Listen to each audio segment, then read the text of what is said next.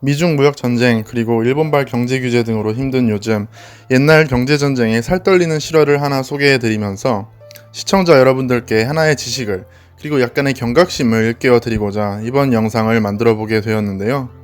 오늘 영상은 인류 역사상 최초의 사회주의 국가이자 세계에서 가장 큰 영토와 인구로 미국의 라이벌이 되었지만 압도적이었던 포스와는 달리 너무나 허망한 이유로 지구상에서 자취를 감추어야만 했던 비운의 강대국 소비에트 사회주의 연방 소련에 관한 이야기를 해보려고 합니다.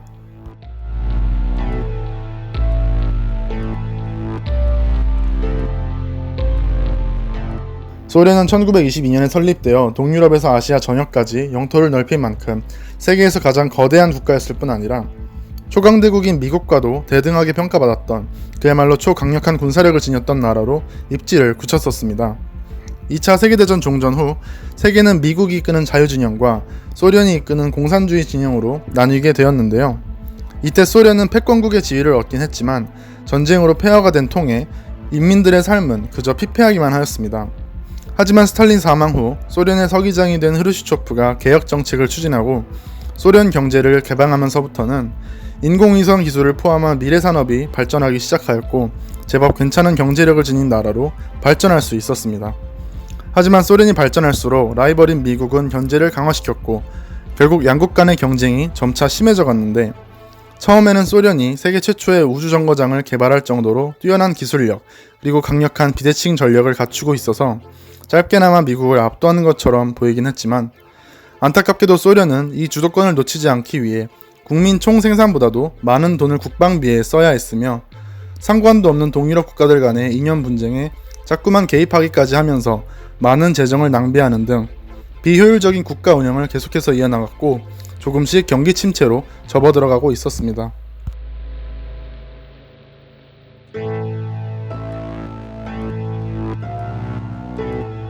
한편 자유주의 진영의 수장이자 세계 각국에서 주도권을 유지하기 위해 노력하던 미국 측에서도 라이벌 소련을 향한 견제 정책을 반복해서 폈지만 워낙에 강대국이었던 소련을 쉽게 흔들지는 못했습니다.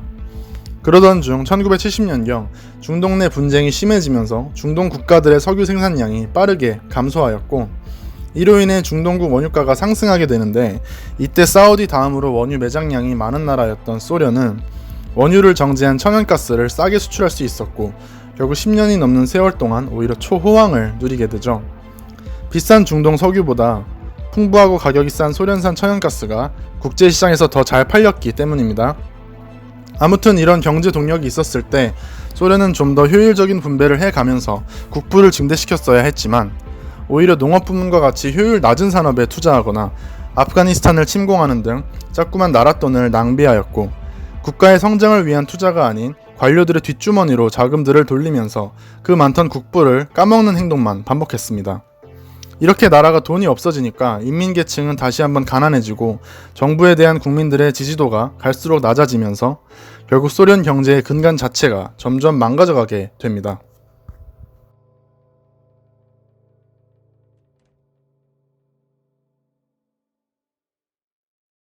한편 소련 경제가 지나치게 정유산업에 의존하고 국부 낭비와 빈부격차 문제가 심화되는 걸 본 미국은 국제에너지기구에 압력을 넣어 유럽 국가들이 소련산 에너지를 수입하지 못하도록 억제해두고 자유주의 진영 국가들을 은밀히 설득하여 소련의 기술을 수출하지 못하도록 차단해버린 뒤 소련을 무너뜨리기 위한 총성 없는 전쟁을 시작합니다.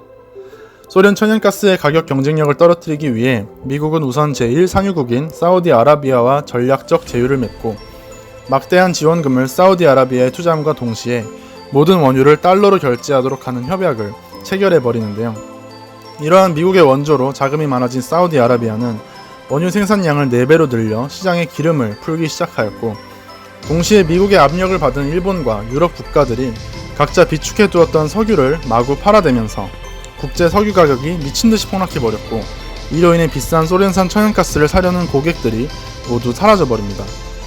유가가 1달러 빠질 때마다 소련은 10억 달러가 넘는 손실을 입었고 이에 소련에 투자한 여러 외국 투자자들이 하나둘 공포에 질려 투자금을 회수하기 시작하면서 소련은 급격한 외화 유출 사태에 패닉 상태에 빠졌으며 이렇듯 여기저기 터지는 압력들을 견디지 못한 소련의 주요 대기업들이 도미노처럼 쓰러지기 시작합니다. 악재들로 인해 소련의 루블화가 휴지 조각이 되고 환율이 급격하게 치솟으면서 소련 경제 전체가 심각한 인플레이션을 맞아 기업이고 소비자고 모조리 길거리에 나앉게 되죠. 경제 붕괴 그리고 외화 부족에 직면한 소련은 결국 국가 신용도 하락이라는 상황에 내몰리게 되는데, 이 틈을 타 미국은 OECD 국가들을 암암리에 압박하여 소련이 구제금을 마련하지 못하도록 완벽하게 틀어막고, 나아가 달러와 가치를 평가절하함으로써 소련이 겨우 벌어들인 달러의 구매력마저 재차 하락시켜버려 소련이 어디서 어떤 것도 사고 팔 수 없도록 국가로서 다시는 일어서지 못하도록 철저하게 짓이깁니다. 결국 파산 직전에 몰린 상태에서도 소련은 남은 자본마저 필수 지출처인 국방비로 모두 써야만 했고, 끝내 국가 생존의 마지막 보루인 금까지 팔아가면서 연명하다가 결국 1992년 1월 1일부로 완전 해체를 선언하고 말았습니다. 이 영상을 통해 시청자 여러분들이 경제전쟁의 무서움에 대해서, 나아가 우리나라가 현재 처해 있는 어려움에 대해서 한 번 더 생각해 볼 수 있는 기회를 얻으실 수 있다면, 한 명의 크리에이터로서 그 이상 가치 있는 일이 없다 생각해 이 주제를 특별히 다뤄보게 되었습니다. 시청해주셔서 감사합니다.